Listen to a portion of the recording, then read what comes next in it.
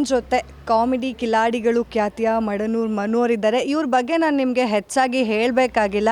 ಇವ್ರನ್ನ ನೀವು ಸಾಕಷ್ಟು ಬಾರಿ ಟಿ ವಿಯಲ್ಲಿ ನೋಡಿದ್ದೀರಾ, ನಕ್ಕಿದ್ದೀರಾ, ಅವರ ಕಾಮಿಡಿನ ಆನಂದಿಸಿದ್ದೀರಾ.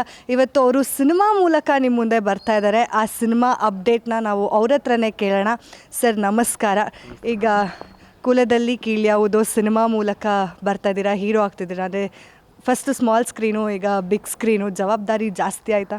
ಜಾಸ್ತಿ ಆಗಿದೆ ಮೇಡಮ್, ಜಾಸ್ತಿ ಆಗಿದೆ. ಮುಂಚೆ ಹೆಂಗೋ ಇದ್ಬಿಟ್ಟಿದೆ, ಈಗ ಸ್ವಲ್ಪ ಜಾಸ್ತಿ ಆಗಿದೆ. ಹೋಗೋರು ಬರೋರೆಲ್ಲ ಕೇಳಿದಾಗ ನಿಮ್ಮ ಸಿನಿಮಾ ಯಾವಾಗ ರಿಲೀಸು, ಟೈಟ್ಲ್ ಚೆನ್ನಾಗಿದೆ, ನಿಮಗೆ ಬ್ಯಾಕ್ಗ್ರೌಂಡು ಒಂದು ಸ್ವಲ್ಪ ಭಟ್ರು ಸರ್ ಇದ್ದಾರೆ, ನಿಮ್ಗೆ ರಾಮನಾರಾಯಣ್ ಸರ್ ಸಿಕ್ಕಿವ್ರೆ, ಅಷ್ಟು ಸಿನಿಮಾ ಮಾಡಿದವರು.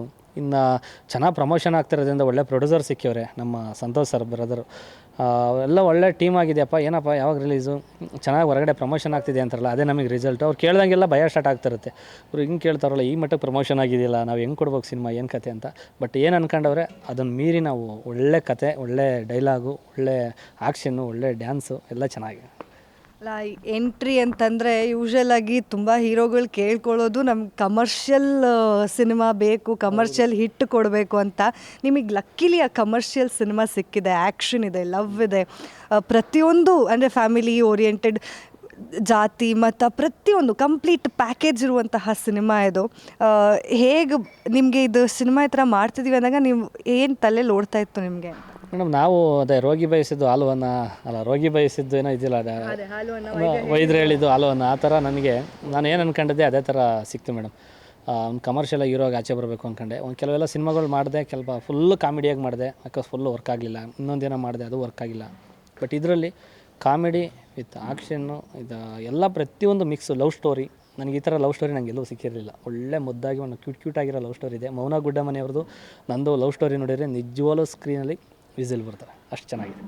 ಸರ್, ಈಗ ದೊಡ್ಡ ದೊಡ್ಡ ಸ್ಟಾರ್ ನಟಗಳಿಗೆ ಆ್ಯಕ್ಷನ್ ಕಟ್ ಹೇಳಿರೋದು ರವಿನಾರಾಯಣ್ ಅವರು, ಇವಾಗ ರಾಮನಾರಾಯಣ್ ಸರ್ ಅವರು. ಈಗ ನಿಮಗೆ ಆ್ಯಕ್ಷನ್ ಕಟ್ ಹೇಳ್ತಾ ಇದ್ದಾರೆ, ಅದು ಎಷ್ಟು ಖುಷಿ ಆಗ್ತಾ ಇದೆ ನಿಮಗೆ ಅಂತ?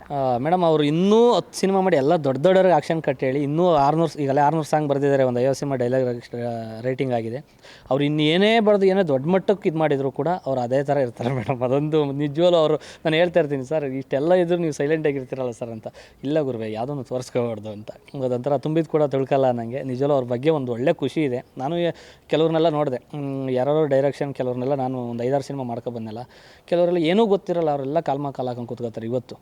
ಅಂಥದ್ರಲ್ಲಿ ಇಷ್ಟೆಲ್ಲ ಗೊತ್ತಿದ್ದು ಇವರು ಒಂದು ಡೀಸೆಂಟಾಗಿ ಒಂದು ಸಿಂಪಲಾಗಿ ಬರ್ತಾರೆ ಅಂದರೆ ನಿಜವಲ್ಲೂ ಅದು ಗ್ರೇಟ್ ನಮಗೆ ರಾಮನಾರಾಯಣ್ ಸರ್. ನಾನು ಸುಮ್ಮನೆ ಹೊಗಳಕ್ಕಿಂತ ಏನೋ ಟಾಪ್ ಹಾಕಿಸ್ತಿಲ್ಲ, ಮನಸ್ಸಿಂದ ಹೇಳ್ತೀನಿ, ಒಳ್ಳೆ ಡೈರೆಕ್ಟರ್ ಸಿಕ್ಕಿದ್ರು. ಅದರಲ್ಲೂ ಕಮರ್ಷಿಯಲ್ ಡೈರೆಕ್ಟರು, ಇವಾಗ ನೀವು ಕಮರ್ಷಿಯಲ್ ಹೀರೋ. ಈ ಯೋಗರಾಜ್ ಸರ್ದು ಒಂಥರ ಜಾನರ್ ಬರುತ್ತೆ, ಅವ್ರದ್ದು ಒಂಥರ ಲವ್ ಸ್ಟೋರಿ, ಅವ್ರದ್ದು ಒಂಥರ ತುಂಟಾಟ, ತರಲಾಟ ಎಲ್ಲ ಇರುತ್ತೆ. ಅದ್ರ ಜೊತೆ ಇವ್ರದ್ದು ಕಮರ್ಷಿಯಲ್, ಎರಡೂ ಮಿಕ್ಸಿಲಿ ಹಾಕಿ ರುಬ್ಬಿ ಔಟ್ಪುಟ್ ಏನು ಬರುತ್ತೋ ಅದು ಮಡನೂರು ಮನೋನೇ. ಗ್ಯಾರಂಟಿ ನ್ಯೂಸ್, ಸುದ್ದಿ ಖಚಿತ, ನ್ಯಾಯ ನಿಶ್ಚಿತ.